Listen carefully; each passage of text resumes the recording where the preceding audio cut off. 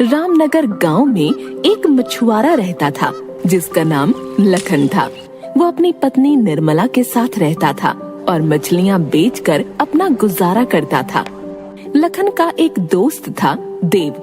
वो भी लखन की ही तरह मछलियां बेचकर अपना गुजारा करता था, लेकिन कई दिनों से उनके जाल में एक भी मछली नहीं फंस रही थी, जिस वजह से वो दोनों परेशान हो गए थे। एक दिन वो बहुत निराश हो गए और अपने अपने घर वापस गए। लखन जैसे ही अपने घर पहुंचा, अपनी पत्नी को बुलाने लगा। निर्मला, निर्मला, अरे कहाँ हो? जरा पानी लेकर आओ, बहुत प्यास लग रही है। जी लाई। निर्मला पानी लेकर बाहर आई और बोली, जी लीजिए पानी, और लाइए थोड़े पैसे दीजिए, मैं कुछ खाने का सामान ले आती हूँ। आज फिर एक भी मछली मेरे हाथ नहीं लगी। मेरे पास आज भी 1 रुपया नहीं है। क्या आज एक भी मछली नहीं मिली? मुझे लगता है इस तालाब की सारी मछलियाँ उस नदी में चली गई हैं। हाँ, मुझे भी यही लगता है कि तालाब की सारी मछलियाँ नदी में चली गई हैं। कल से मैं उसी नदी से मछलियाँ पकड़ने जाऊंगा। हाँ, कल से आप भी वहीं जाना, लेकिन पहले खाना खा लो। दोनों खाना खाते हैं और सो जाते हैं, लेकिन देव उनकी सारी बातें सुन लेता है और अगले दिन लखन से पहले ही नदी पर पहुंच जाता है। इधर लखन अभी अपने घर पर ही था और नाश्ता कर रहा था। आपको याद तो है ना कि आज आपको उस नदी से मछलियाँ पकड़ने जाना है? हाँ, भाग्यवान याद है। चलो अब मैं जा रहा हूँ, ठीक है? इतना कहकर लखन मछलियाँ पकड़ने के लिए निकल जाता है और थोड़ी ही देर में वो उस नदी पर पहुँच गया। तभी उसे वहाँ पर देव दिखाई दिया। देव को देखते ही लखन ने कहा, अरे देव, तुम यहाँ कैसे? वो मुझे गांव के आदमी ने बताया था यहाँ के बारे में। अच्छा, चलो मछलियाँ पकड़ते हैं। तुम उस कोने पर बैठ जाओ, मैं इस कोने पर बैठ जाता हूँ। ठीक है। दोनों एक एक कोने पर बैठ जाते हैं। सबसे पहले देव ने नदी में जाल फेंका और मछलियों के फंसने का इंतजार करने लगा। वहीं दूसरी तरफ जैसे ही लखन ने मछली पकड़ने के लिए नदी में जाल फेंका, उसे जाल थोड़ा भारी लगा। वो जाल खींचने लगा और खुश होकर बोला, अरे वाह, लगता है कोई बड़ी मछली जाल में फंसी है। इसे बेच के तो अच्छे पैसे मिलेंगे। और जाल को खींचने लगता है और जैसे ही जाल को निकालता है, देखता है उसमें एक जानवर की लाश पड़ी है। ये देखकर देव हंसने लगा। देव को हंसता देख वो बहुत दुखी हो जाता है और कहता है, भगवान, मेरी इतनी परीक्षा क्यों ले रहे हो? अगर आज मैं खाली हाथ घर गया तो अपनी पत्नी को क्या खिलाऊंगा? वो बहुत निराश हो जाता है, लेकिन थोड़ी ही देर के बाद वो दोबारा नदी में जाल डालने का फैसला करता है। नदी के पास जाकर वह दोबारा जाल डालता है।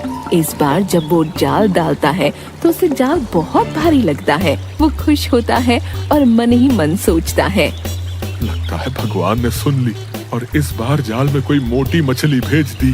चलो जल्दी से जाल खींचता हूँ। वो जाल खींचने लगता है और जैसे ही जाल बाहर निकलता है, वह देखता है कि उस जाल में एक बहुत बड़ा जूता है। ये देखकर वो बहुत दुखी हो जाता है और फूट फूट कर रोने लगता है और कहता है, भगवान, मैंने ऐसा क्या कर दिया है जो मेरे साथ ऐसा कर रहे हो? दया करो भगवान, दया करो। लखन निराश होकर एक जगह पर बैठ जाता है और थोड़ी देर बाद फिर नदी में जाल डालता है। इस बार उसे जाल पहले से भी ज्यादा भारी लगा और वो खुशी खुशी जाल को खींचने लगा। और जब जाल बाहर निकला तो उसमें बहुत सारा कूड़ा कचरा निकला। ये देखकर वो रोने लगा और रोते रोते बोला, न जाने कौन सी करनी की सजा भगवान मुझे दे रहा है, जो एक भी मछली मेरे जाल में नहीं फंस रही। भगवान, अब मैं आखिरी बार इस नदी में जाल फेंकूंगा। अगर इस बार भी एक भी मछली नहीं फंसी तो मैं ये काम ही छोड़ दूंगा। वो नदी में जाल फेंकता है और इस बार भी उसे जाल बहुत भारी लगा। वो फटाफट नदी से जाल खींचने लगा और जब उसने जाल को देखा तो उसमें एक गागर निकली। ये देख लखन बहुत परेशान हो गया और गागर वहीं छोड़कर रोने लगा और रोते रोते कहने लगा, मेरी तो किस्मत ही खराब है। भगवान न जाने कौन से जन्म का बदला ले रहा है। चलो उस गागर को ही ले लेता हूँ, उसे बेचकर कुछ पैसे तो मिलेंगे ही। वो गागर के पास जाता है। बहुत देर से देव के जाल में भी कोई मछली नहीं फंसी थी। वो भी लखन के पास पहुंच गया और गागर को देखने लगा। दोनों ने देखा कि उस गागर के मुंह पर एक कांच का ढक्कन है और उस पर एक मुहर लगी है। मुहर और गागर को देखकर देव सोच में पड़ गया।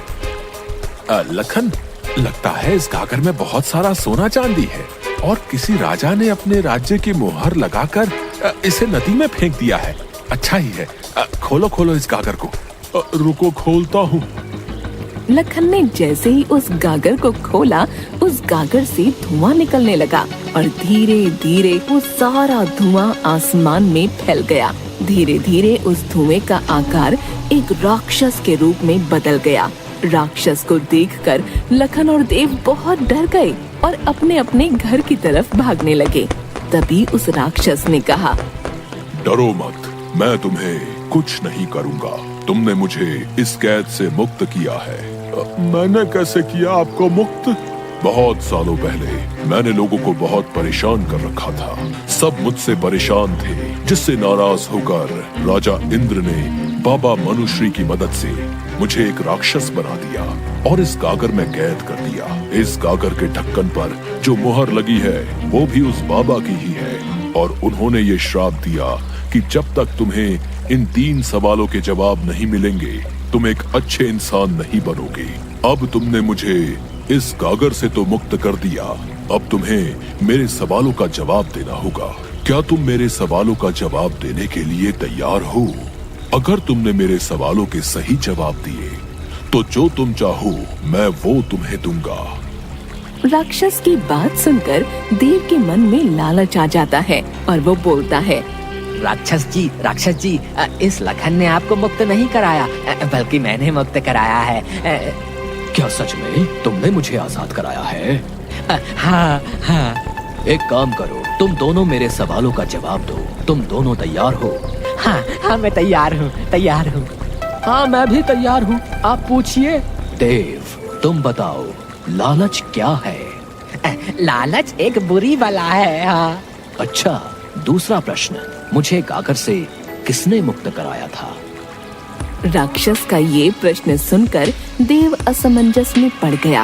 वो सोचने लगा, अगर मैंने गलत जवाब दिया तो कुछ नहीं मिलेगा। उसने सोचते हुए कहा, आपको लखन ने गागर से मुक्त कराया है। मुझे पता था तुम झूठ बोल रहे हो, इसलिए मैं तुम्हारे मुंह से ये बात सुनना चाहता था। और अब जब मुझे पता चल गया है कि तुमने अपने लालच के चलते मुझसे झूठ बोला है, तो तुम्हें इसकी सजा मिलेगी और तुम्हारी सजा है मौत। नहीं, ऐसा मत कीजिए राक्षस जी। राक्षस ने उसकी एक न सुनी और उसे मौत के घाट उतार दिया। जिसके बाद उस राक्षस ने लखन से सवाल पूछा, अब तुम मेरे प्रश्न का जवाब दो। बताओ, हवा से भी तेज गति किसकी है? हवा से भी तेज गति है मन की गति। आकाश से भी ऊंचा दर्जा किसका होता है? आकाश से भी ऊंचा दर्जा पिता का होता है भाई। अब आखिरी प्रश्न का जवाब दो।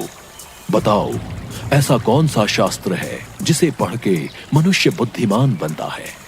ऐसा कोई शास्त्र नहीं है जिसे पढ़ के मनुष्य बुद्धिमान बन सकता है, बल्कि महान लोगों की संगति से ही मनुष्य बुद्धिमान बनता है। तुमने मेरे प्रश्नों के बिल्कुल सही जवाब दिए। मैं बहुत प्रसन्न हूँ। बताओ, तुम्हें क्या चाहिए? मुझे बस इतना धन चाहिए कि मुझे कभी किसी से उधार न लेना पड़े और मेरे घर में जो भी व्यक्ति आए मैं उसे भोजन करा सकूं। तथास्तु।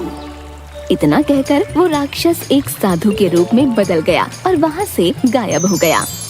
ये तो बिना कुछ दिए ही गायब हो गया और मुझसे सवालों के जवाब भी पूछ लिया। चलो, आज का तो पूरा समय ही निकल गया, शाम भी हो गई, अब घर चलता हूँ। लखन घर की ओर आने लगता है। वो पूरे रास्ते सोचता रहता है कि अब वो क्या करेगा। थोड़ी ही देर में वो अपने घर पहुंच जाता है और देखता है कि जहां उसका घर था वहां एक बहुत ही आलीशान मकान बन गया है, जिसे देख वो आश्चर्य में पड़ जाता है। तभी उस बंगले से निर्मला निकलती है और कहती है, आ गए आप। अरे भाग्यवान, ये किसका घर है और तुम इस घर में क्या कर रही हो? ये अपना ही घर है। एक साधु बाबा आए थे, उन्हीं का आशीर्वाद है ये सब। अच्छा अच्छा, चलो फिर अंदर चलते हैं। दोनों उस बंगले के अंदर चले जाते हैं और लखन निर्मला को सारी बात बताता है। लखन की बात सुनकर निर्मला कहती है, मुझे लगता है वो राक्षस ही साधु का भेष बनाकर यहाँ आया था और ये सब हमें देकर गया। हाँ निर्मला, तुम सही कह रही हो। अब हमारे पास किसी चीज की कमी नहीं है।